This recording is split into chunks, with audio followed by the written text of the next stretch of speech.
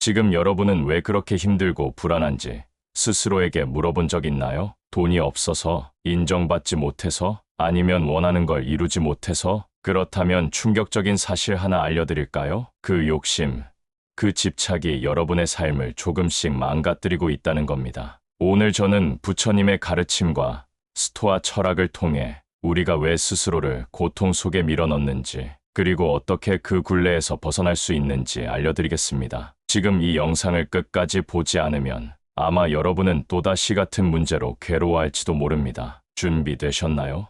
시작하겠습니다. 부처님께서 말씀하신 것처럼 욕심이 많으면 마음이 힘들어지는 이유는 욕심이 우리를 끊임없이 불안과 갈망에 휘말리게 하기 때문입니다. 욕심은 우리가 원하는 것을 얻지 못하거나 얻었더라도 그것을 지속적으로 유지하는데 어려움을 겪을 때 스트레스를 유발합니다. 예를 들어 물질적인 것에 대한 욕심이나 인정받고자 하는 욕망은 끝이 없고 그로 인해 마음이 계속해서 불안정해집니다. 또한 욕심은 집착으로 이어지기 쉽습니다. 우리가 어떤 것을 가지거나 이루고 싶다는 욕망이 강해지면 그것에 대한 집착이 생기고 이 집착이 결국 우리의 마음을 얽히게 만들어 자유로움을 잃게 됩니다. 마음이 이처럼 갈망과 불안에 사로잡히면 평온과 행복을 느끼기 어려워지죠. 부처님께서는 이런 마음의 고통에서 벗어나기 위해 욕심을 줄이고 마음을 비우는 것을 중요하게 여기셨습니다. 욕심을 줄이면 마음이 더 가벼워지고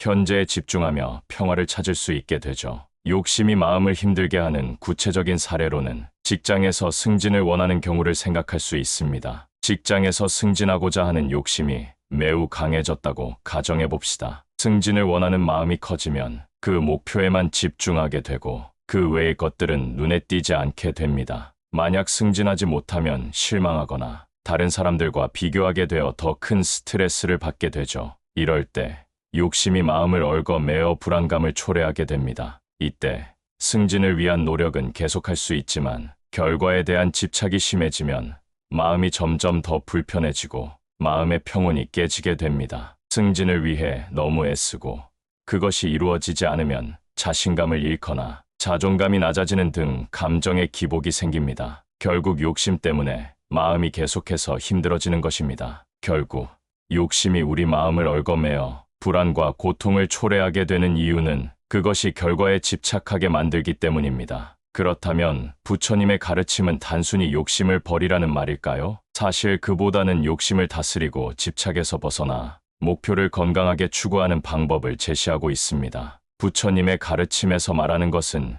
욕심을 부리지 말라는 것이 목표를 세우거나 노력하지 말라는 의미는 아니에요. 오히려 부처님은 우리가 목표를 세우고 그것을 향해 최선을 다하는 것은 좋은 일이지만 그 목표에 대한 집착과 결과에 대한 지나친 욕망이 문제라고 말씀하셨습니다. 예를 들어 승진을 목표로 열심히 일하는 것은 당연히 좋은 일이에요. 그 목표를 향해 최선을 다하며 노력하는 과정은 중요합니다. 하지만 문제는 그 노력의 결과에 지나치게 집착할 때 생깁니다. 승진이 되지 않았을 때 그 결과에 대한 실망이나 좌절, 그리고 스스로에 대한 부정적인 감정들이 마음을 힘들게 만들 수 있죠. 집착을 버리는 방식으로 목표를 달성할 수 있다는 점을 생각해 볼 수 있어요. 승진을 원한다고 해서 그것을 이루기 위한 노력은 여전히 할 수 있지만 그 결과에 대해 어떤 일이 일어나도 받아들일 준비를 해두는 거예요. 승진을 못하게 되더라도 그것을 개인적인 실패나 부족함으로 받아들이지 않고 그럴 수도 있겠다는 마음으로 상황을 받아들일 수 있죠. 예를 들어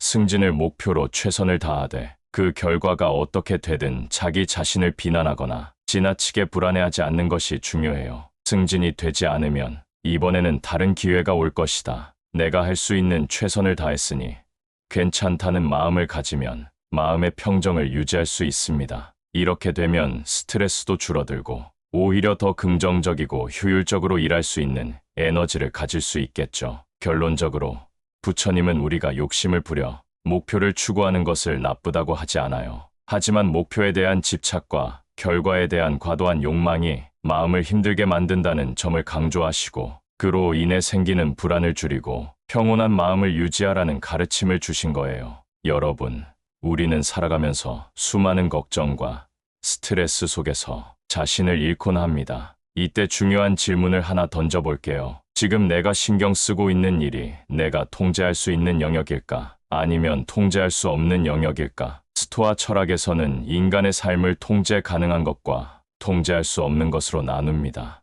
예를 들어 날씨, 타인의 행동, 과거의 실수 등은 우리가 통제할 수 없는 영역에 속합니다. 반면 우리의 선택, 태도, 행동은 통제 가능한 영역입니다. 따라서 스토아 학파는 통제할 수 없는 것에 대해 신경 쓰지 말고 통제 가능한 것에 집중하라고 가르칩니다. 이와 비슷한 가르침은 부처님의 말씀에서도 찾아볼 수 있습니다. 부처님은 집착과 욕심이 고통의 근원이라고 말씀하셨습니다. 왜냐하면 우리가 집착하는 것들 대부분은 사실 통제할 수 없는 것들이기 때문입니다. 우리가 사랑하는 사람이 떠나는 것, 시간이 흐르는 것, 몸이 늙고 병드는 것은 누구도 막을 수 없습니다. 하지만 우리는 이런 것들에 집착하며 스스로를 괴롭게 만듭니다. 오늘 여러분이 계획했던 일이 제대로 되지 않았다고 가정해 봅시다. 갑작스러운 비로 인해 야외 행사가 취소되었거나 직장에서 동료가 예상치 못한 실수를 했을 수도 있습니다. 이런 상황에서 우리는 종종 화를 내거나 좌절감을 느끼죠. 하지만 스토아 학파와 부처님의 가르침을 따르면 B는 우리가 통제할 수 없는 영역이고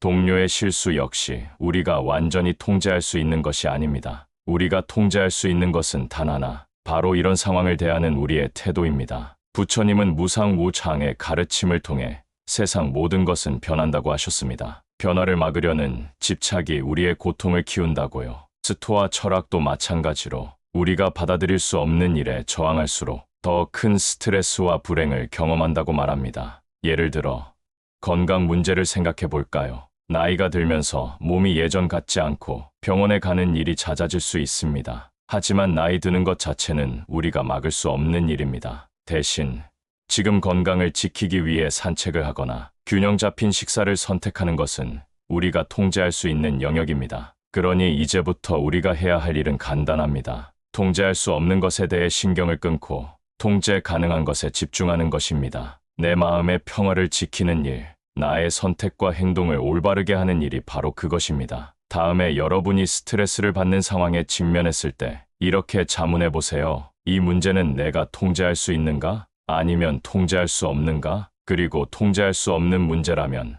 그저 받아들이고 흘려보내세요. 반면 통제할 수 있는 부분이 있다면 그것에 집중하며 최선을 다하세요. 실질적으로 극복한 사례를 들어볼까요? 박 할머니는 은퇴 후 오랜 친구들과의 모임에서 점점 소외감을 느끼기 시작했습니다. 오랜 친구들 사이에서는 누가 더 자식이 잘 됐는지, 누가 더 건강한지, 혹은 재산이 얼마나 있는지가 대화의 주제가 되는 일이 많았습니다. 박 할머니는 친구들의 말을 들을 때마다 내가 잘못 살아온 걸까? 라는 생각이 떠올라 마음이 무거워졌습니다. 어느 날, 박 할머니는 친구와 작은 말다툼을 벌이게 되었습니다. 자녀의 직업에 대한 이야기 중 무심코 던진 말이 상대방에게 상처가 되었고 결국 모임 분위기마저 어색해졌습니다. 그날 밤, 박 할머니는 이런 생각에 잠겼습니다. 나는 왜 이 모임에서 점점 더 불편함을 느끼는 걸까? 서로 비교하고 자랑하는 게 정말 중요한 걸까? 그 후, 박 할머니는 부처님의 가르침을 떠올리며 자신을 돌아보기 시작했습니다. 모든 관계는 변하기 마련이다. 다른 사람의 말이나 행동은 내가 통제할 수 없지만 내 태도는 내가 선택할 수 있다. 라는 가르침이 떠올랐습니다. 박 할머니는 친구들과의 관계를 다시 정립하기 위해 작은 변화를 주기로 했습니다. 친구들과의 대화 주제를 자녀나 재산이 아닌 함께 즐길 수 있는 소소한 이야기로 바꾸기 시작했습니다. 모임에 나가기 전 상대방을 비교하지 않고 있는 그대로 받아들이기로 마음먹었고 스스로의 부족함을 인정하며 여유를 가지기로 했습니다. 어느 날 모임에서 박 할머니는 친구들에게 따뜻한 제안을 했습니다. 우리 다음엔 공원에서 함께 산책하며 이야기 나누는 건 어때요? 예전처럼 단순히 서로 웃고 즐길 수 있는 시간이 그립네요. 이 제안은 친구들에게도 신선하게 다가왔고 산책 모임은 그들 관계를 더 가볍고 평온하게 만들어 주었습니다. 서로의 이야기를 있는 그대로 받아들이는 시간이 늘어나면서 박 할머니는 더 이상 자신을 비교하거나 상대방의 말에 얽매이지 않게 되었습니다. 박 할머니의 사례는 노후의 인간관계에서 발생하는 트러블이 비교와 집착에서 시작될 수 있음을 보여줍니다. 하지만 상대를 있는 그대로 받아들이고 자신의 태도를 변화시키는 작은 실천만으로도 관계의 무게를 덜고 더 행복한 시간을 만들어갈 수 있습니다. 중요한 것은 내가 통제할 수 없는 것에 휘둘리지 않고 통제할 수 있는 내 태도와 선택에 집중하는 것입니다. 또 다른 극복 사례입니다. 이 씨 할아버지는 은퇴 후 자녀들과의 관계에서 점점 어려움을 느끼기 시작했습니다. 그는 자신이 자식들을 위해 평생을 희생하며 살았다고 생각했지만 자녀들은 정기적인 방문이나 전화 연락을 하지 않았습니다. 이 씨 할아버지는 속으로 이런 생각이 들었습니다. 내가 이 정도로 헌신했는데 왜 자식들은 나를 이렇게 홀대하는 걸까? 내가 뭘 그렇게 잘못했지? 그는 점점 서운한 감정이 쌓여갔고 자녀들과의 대화에서도 원망 섞인 말이 나오기 시작했습니다. 너희는 부모가 이렇게 혼자 있는 걸 아무렇지도 않게 여기는구나. 이 말에 자녀들은 어색한 미소를 지으며 대화를 피하려 했고 가족 간의 분위기는 점점 더 소원해졌습니다. 어느 날 이 씨 할아버지는 친구와 이야기를 나누던 중 부처님의 가르침에 대해 듣게 되었습니다. 그 친구는 말했습니다.